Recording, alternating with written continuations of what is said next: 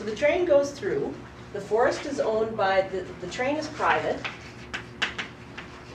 and the forest is managed by the Forest Service. And this is public, not that it matters. So what happens is the train goes through in 2000, or no, 1990 something or other, and it pretty much wipes out the entire forest on both sides of the tracks. So all you're left with is black sticks. The Forest Service fights the fire, and they charge something like I don't know how much, we'll just say $1 million. They send the bill for $1 million to the railroad company. And of course it goes to court. So the question is, who should pay and how do we solve the problem? It's an economic problem. So what should we do? Who should pay, first of all? That's usually what we think of, right? We gotta lay blame because it's an externality, somebody caused the problem. So whose fault is it? It's not really a trick question. I can't understand. And what's the fire? There's a train that runs on metal tracks, and it throws sparks, and the sparks cause the forest to burn down. Well, it's not intentional, so Things like an economist. It's not intentional, but it doesn't matter. What do you mean you can't? You have to. So whose fault is it? Rail company. That's what everybody says, right? It's the rail company. You take the train away, there's not going to be any sparks and the forest lives. You could have a wider fields around the track though. Ah, okay. So you're already talking about solutions. Maybe we need to clear some land around the track to prevent it. But the first thing that happens is the bill goes to the private company. The private company says, well, we're not paying $1 million. My advisor was actually hired to look at the cost, and the cost really, it came down to like $250,000. What the Forest Service did was they went out and they bought new trucks and new everything, and charged it to the fire. There were new pairs of Levi's jeans in the documents. So the real cost of the fire is questionable. But the issue is, we go back and forth and we have this reciprocity thing. Well, if the railroad wasn't there, we wouldn't have a fire, so obviously it's the railroad's fault. On the other hand, if the trees weren't there, we wouldn't have a problem because the sparks wouldn't have been able to fly. And so in our society, what we do is we have legal solutions that find fault. it's ridiculous, to charge everybody because you are guilty, you are but there can be any reason for that. That's true. But this is typically what we do. We go to court, we find fault, and what happens when you find fault? Somebody pays. So we can assign who pays. This is what the court does, assigns who pays. This isn't an economic solution. This is typically where it ends, right? That's the end of the story, or it goes on through the next set of courts. The economic solution, though, has to do with reciprocity. So who pays? What does that establish? Was the subject of the last week. Determining who pays sets or establishes the what? The PR, right? The what? Property rights, yeah. When we determine who pays, this defines who has the property right.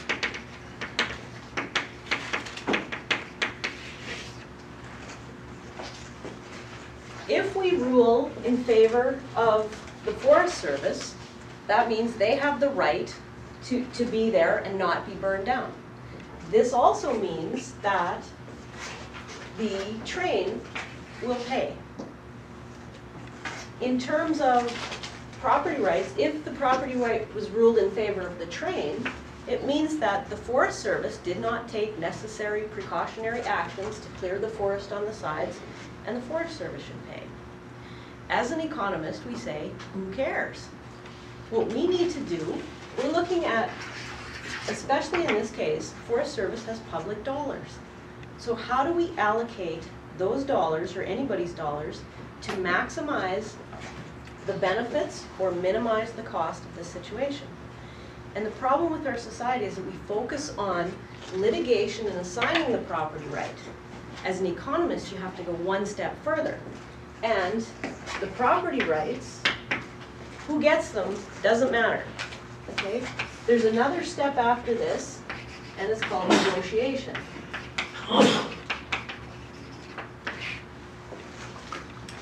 And where you are allowed to bargain freely, we will always arrive, if this is true, we will always arrive at the most efficient solution. So think about it this way. Let's say, we'll forget about the lawsuit right now and the fire. We want to think about preventing the externality in the future. We don't want this to happen again. So let's say we boil it down to two options. The first option is spark reducing equipment.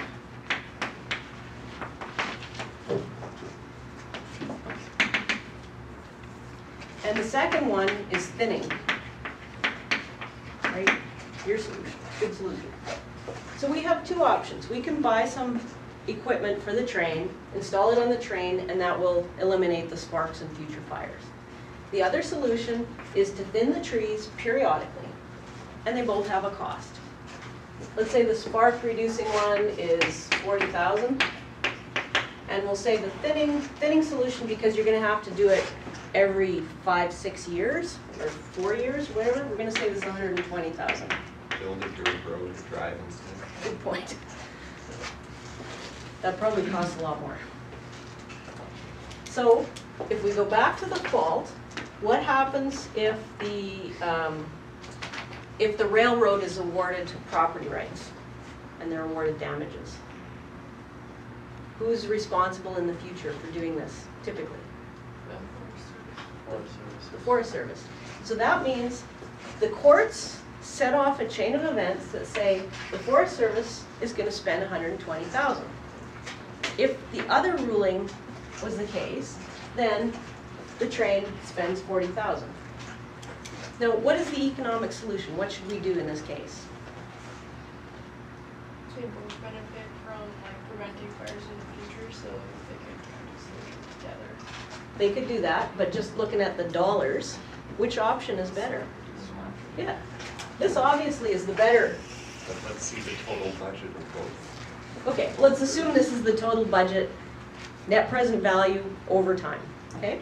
If that was, because we can calculate that, each has a cost. So the economic solution is going to be the one that has the minimum cost, and we can add in social costs, environmental costs, everything. Will we always get to that solution? Not usually, because the courts find fault, set the property rights, and then somebody pays.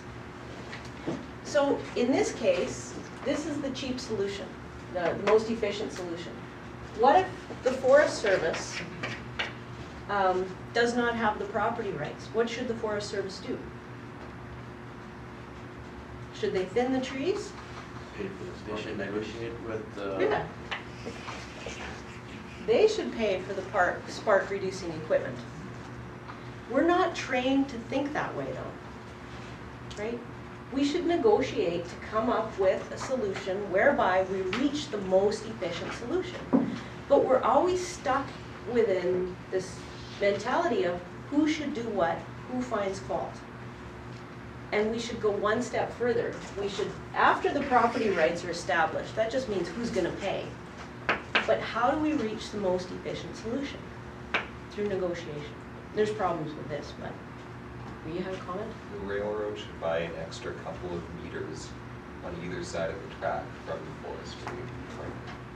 They could do that too, but ultimately the solution Hear is... about widening buffer zones around railways, even when this stuff doesn't exist. It's fairly common for people to buy more area around the rail line. So. Okay, if that solves the problem, that's good.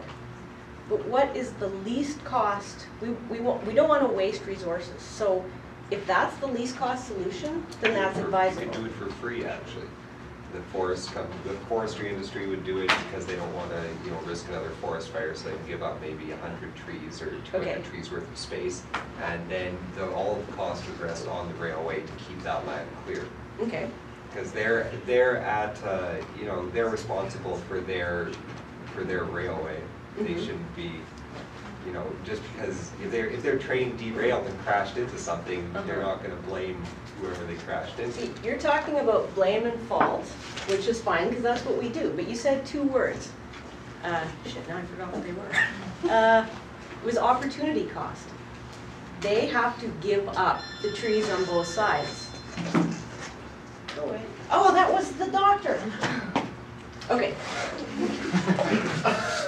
They have to give up the trees on both sides.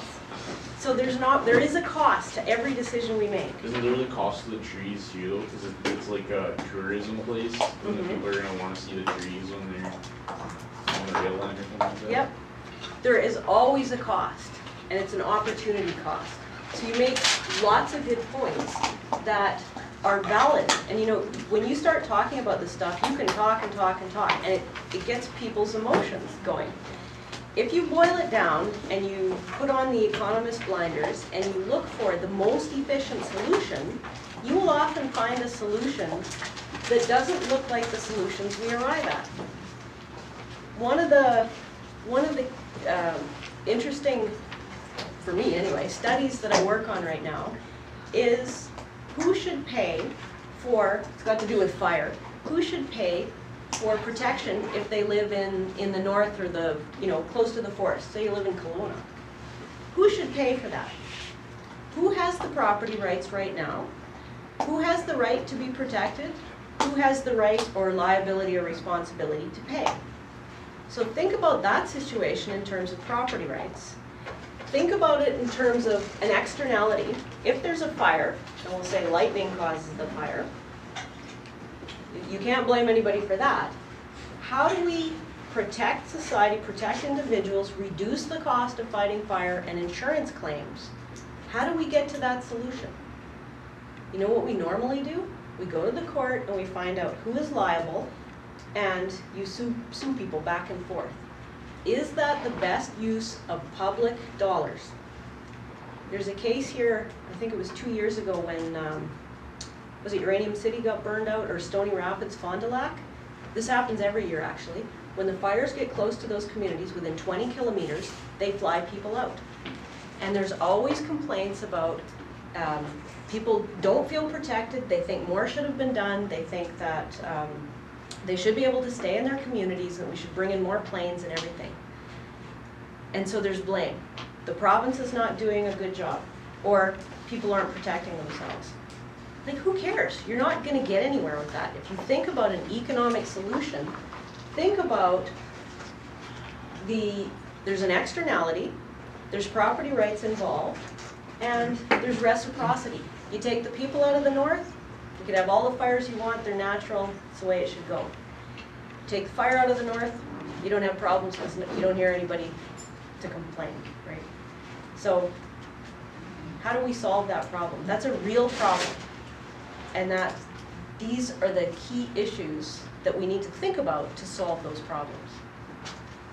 It's fun to talk about because people get so pissed off. So, we'll continue this later.